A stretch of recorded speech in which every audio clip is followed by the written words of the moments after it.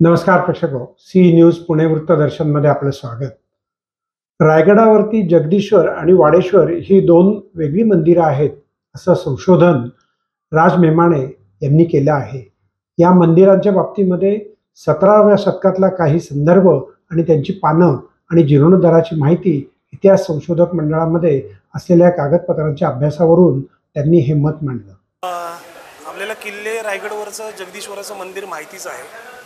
किल्ले रायगडवरच्या जगदीश्वराचं मंदिराबाहेर जो शिलालेख आहे त्याच्यावरून त्याला जगदीश्वराचं मंदिर आपण मानतो किंवा ते जगदीश्वराचं मंदिर आहे हे आपल्याला समजतं. पण पुणे पुरालेखागारामध्ये जे 18व्या शतकातील म्हणजे पेशवे दप्तरातील जे कागद आहेत पेशव्यांच्या कालखंडातले त्यातल्या जे रायगडचे कागद आहेत त्याच्यातून किल्ल्यावर वाडेश्वर महादेव असा उल्लेख येतो. त्यामुळे आधीचे सर्व ज्येष्ठ इतिहास संशोधकांनी असं एक तर्क मांडला होता की वाडेश्वर हे जगदीश्वराचंच मूळ शिवकालीन नाव असावं आणि शिलालेखामध्ये ते गौरवार्थ काव्यात्मक ह्याच्यात म्हणून ते जगदीश्वर म्हटलं गेलं असावं. त्यामुळे जगदीश्वर हाच वाडेश्वर आहे असा एक समज होता किंवा तर्क होता आजपर्यंत. परंतु त्याच दप्तरामधले काही अप्रकाशित कागदपत्र जसे 11 कागदपत्रांचा हा संच आहे मोडी कागदपत्रांचा, तर त्याच्यावरून ही गोष्ट स्पष्ट झाली आहे की जगदीश्वराचं दुसरं नाव वाडेश्वर किंवा वाडेश्वराचं दुसरं नाव जगदीश्वर नसून वाडेश्वर महादेवाचं दुसरं वेगळं मंदिर म्हणजे जगदीश्वराचं एक मंदिर आणि त्या व्यतिरिक्त वेगळं मंदिर हे कुशावर्त तलावावर होतं असं सांगितल्याचा किंवा असं सांगणारे कागद हे आहेत.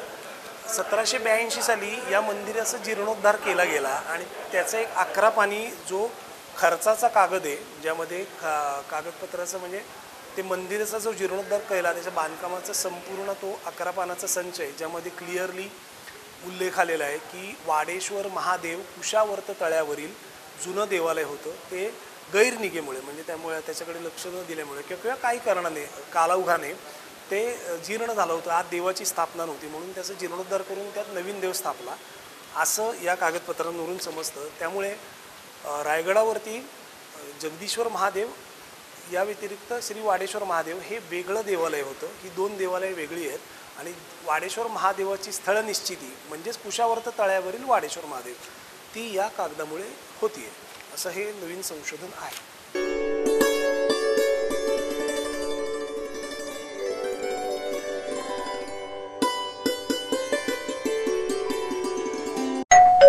अहो उठा ना, ऑफिसला नाही का जायचं? अगं मला आज फ्रेशच वाटत नाही, काही करायची इच्छाच नाही. अहो मग तुम्ही आजपासूनच न्यू युनायटेड फार्मसीचे गुड मॉर्निंग चूर्ण घेणं सुरू करा. अपचन, मलावरोध, बद्धकोष्ठ, आम्लपित्त आणि पोटाच्या तक्रारींवर खात्रीशीर आयुर्वेदिक उपाय गुड मॉर्निंग चूर्ण. 35 वर्षांपासून सगळ्यांच्या पसंतीचे गुड मॉर्निंग चूर्ण औषधांच्या प्रत्येक दुकानात मिळते.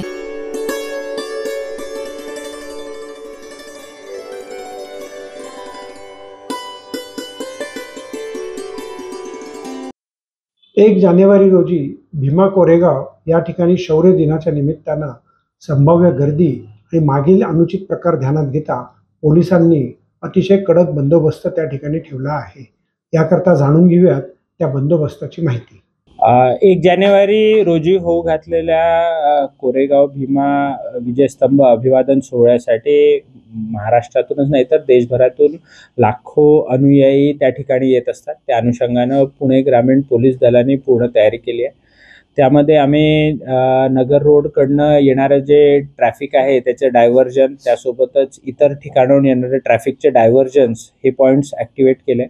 अनुयायांसाठी पार्किंगची व्यवस्था केली आहे जेणेकरून ते त्यांच्या 2 व्हीलर 4 व्हीलर किंवा बसेसमधनं जर येणार असतील तर त्यांच्यासाठी सुसज्ज अशी पार्किंगची व्यवस्था करण्यात आली आहे.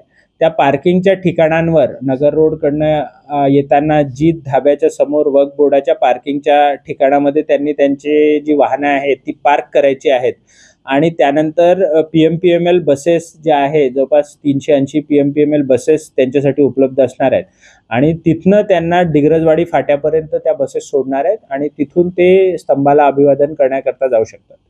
अशाच प्रकारची व्यवस्था ही चाकण रोडला सुद्धा केली आहे. तिथे टोरेंट गॅस पंप आहे तिथल्या पार्किंगमध्ये सुद्धा चाकण रोडकडनं येणारी जी वाहनं आहेत ते तिथे पार्क होऊ शकतात. मग त्याच्यामध्ये मोस्टली ही छोटी वाहनं असणार आहेत. ती पार्क होतील आणि ते तिथे बसेसमध्ये बसून हे डिग्रजवाडी फाट्यापर्यंत येणार आहे. डिग्रजवाडी फाट्याच्या तिथे आम्ही एक मोठं एक बस स्टँडच उभारलं आहे की जिथे मोठ्या प्रमाणावर येणाऱ्या नागरिकांसाठी सुविधा उपलब्ध करून देण्यात आल्या. त्यामध्ये प्रसाधन गृहाची सुविधा असेल किंवा पिण्याच्या पाण्याची सुविधा असेल, ह्या सगळ्या गोष्टी उपलब्ध करून देण्यात आल्या. दुसरा जो आपला प्रश्न होता की किती याच्यामध्ये अधिकारी आणि कर्मचारी त्याच्यामध्ये इन्व्हॉल्ड असतील, तर 300च्या वर अधिकारी आम्ही याच्यामध्ये डिप्लॉय करतोय. त्यासोबतच 3080 पोलीस कर्मचारी ह्या बंदोबस्तामध्ये असणार आहे आणि 1500 होमगार्ड्स ह्याच्यामध्ये असणार आहे. जवळपास 4500 पोलीस कर्मचारी आणि 300पेक्षा जास्त अधिकारी, असा ऑलमोस्ट 4800 अधिकारी आणि कर्मचाऱ्यांचा हा बंदोबस्त असणार आहे.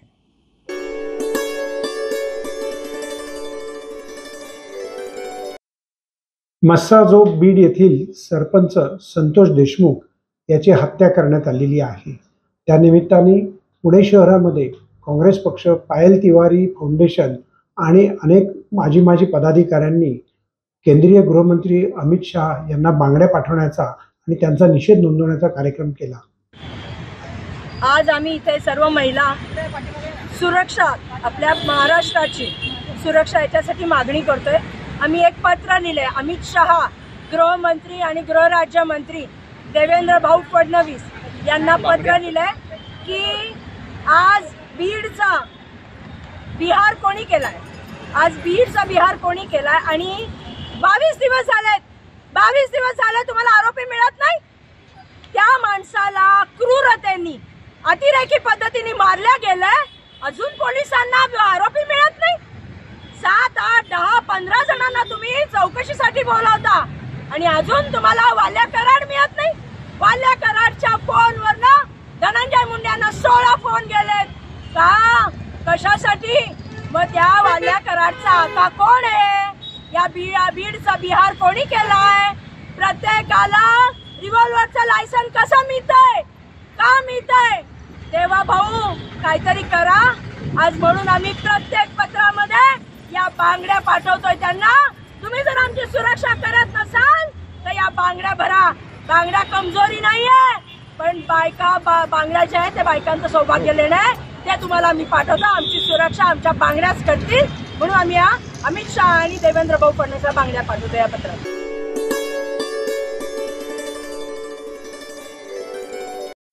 राज्य उत्पादन शुल्क विभागानं अनेक वाहनांची तपासणी केली. त्यामध्ये काही वाहनांमध्ये गोव्यामध्ये तयार होणारं मद्य, त्याचा ब्रँड, डुप्लिकेट प्रोडक्ट तयार करून 1 कोटी रुपयाहून अधिक किमतीची दारू पकडली. जवळपास 1,20,00,000 हे सगळे मुद्देमाल जप्त केला आहे. नेमकं काय हा गुन्हा आहे आणि कशा रीतीने हे सगळं पकडण्यात आलं? राज्य उत्पादन शुल्क पुणे जिल्ह्याकडनं ही कारवाई करण्यात आलेली आहे. सदरची कारवाई करण्यात आलेली आहे. नववर्ष आणि जे काही जुन्या वर्षांना निरोप देताना जे काही अनुषंगाने जे काही आम्ही प्रिकॉशन घेतले गेलेले होते, जे जागोजागी चेक नाके आणि संशयित वाहनांची तपासणी वगैरे केली जात होती, तसेच आम्ही इन्फॉर्मेशन गॅदर करून आमचं इन्फॉर्मेशन नेटवर्क वापरून ही सदरची कारवाई करण्यात आलेली आहे. ही सदरच्या कारवाई 2 वेगवेगळ्या कारवाया करण्यात आलेल्या आहेत. यामध्ये जवळपास 5 वाहनं आम्ही जप्त केलेली आहेत. त्यामध्ये एक लक्झरी बस आहे, एक आयशर टेम्पो आहे, 4 व्हीलर SUV गाडी आहे आणि 2 2 व्हीलर्स जप्त करण्यात आलेल्या आहेत व जवळपास 1668 बॉटल पण यामध्ये जप्त केलेले आहेत आम्ही.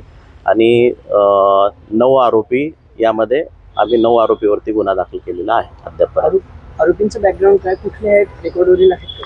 हां, तर यामधले काही आरोपी बॅकग्राऊंडवरचे दिसतात आणि त्याबाबतचा तपास सुरू आहे. त्या अनुषंगाने सदरच्या एका केसमध्ये जे आहे की लक्झरी गाडीमधून, गोव्यामधनं लक्झरी गाडीमधून तर ड्रायव्हर, क्लीनर आणि त्याला ड्रायव्हर क्लीनर ज्या लोकांना सप्लाय करायचे असे 4 आरोपी एका केसमध्ये अटक करण्यात आलेले आहेत. त्या केसमध्ये लक्झरी बसच्या छुप्या कप्प्यामध्ये म्हणजे गोवा लिकर दडवून ती सदरची मद्याची तस्करी करण्यात आलेली होती. ती एक केस आम्ही उघडकीस आणलेली आहे. दुसरी केस आहे की आयशर टेम्पोमध्ये कोळसा भरलेला आहे. कोळसाच्या खाली ते बॉक्स ठेवलेले आहेत. ते तुम्हाला बॉक्स पण काळ्या कलरचे दिसतील. त्या कोळशामुळे ते काळ्या कलरचे झालेले आहेत बॉक्स. त्यामध्ये मद्याची तस्करी करण्यात आलेली आहे. 110 पेक्षा जास्त बॉक्स याच्यामधून जप्त करण्यात आलेले सदरच्या कारवाईमध्ये. त्यामध्ये एक 4 व्हीलर सुद्धा SUV गाडी, ब्रेझा गाडी जप्त करण्यात आलेली आहे. 2 2 व्हीलर त्यामध्ये एक ब्रेझा गाडी आणि एक आयशर टेम्पो जप्त करण्यात आलेला आहे. आणि त्यामध्ये 4 आरोपींना सुद्धा अटक करण्यात आलेली आहे. यामध्ये दोन्ही कारवाया मिळून 1,20,00,000 रुपयापेक्षा जास्त मुद्देमाल आम्ही जप्त केलेला आहे. सदरची कारवाई ही भरारी पथक क्रमांक 1 तसेच सासवड विभागाकडनं करण्यात आलेली आहे. 30% अनुषंगाने हे उचललेलं राज्य उत्पादन शुल्क विभागाकडनं एक मोठं पाऊल आहे. ही सगळी दारू कुठे घेऊन चालले होते, की पुण्यासाठीच येत होती की इतर राज्यामध्ये?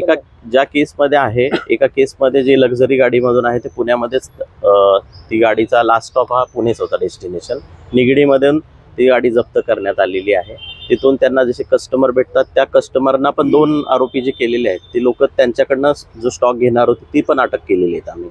आणि दुसरी जी केस आहे त्या केसमध्ये ज्या कोळशाच्या गाडीमधून आणला गेलेला आहे त्यामध्ये सासवड भागामध्ये जे नसरापूर साईडला एक छोट्याशा शेडमध्ये फ्रूट पल्प नावाने जे बॉक्स व्हाईट कलरचे बॉक्सेस दिसतात, त्या व्हाईट कलरच्या बॉक्सेसमध्ये गुजरातला फ्रूट पल्प पाठवतो असं भासवून त्यामध्ये मद्य तस्करी केली जात असल्याची माहिती आमच्या टीमला मिळालेली होती आणि त्या अनुषंगाने सदरचा गुन्हा आम्ही उघडकीस आणलेला आहे. गुजरातला जाणार होती एका केसमध्ये आणि एक केसमधली दारू होती ती पुण्यामध्येच येणार होती.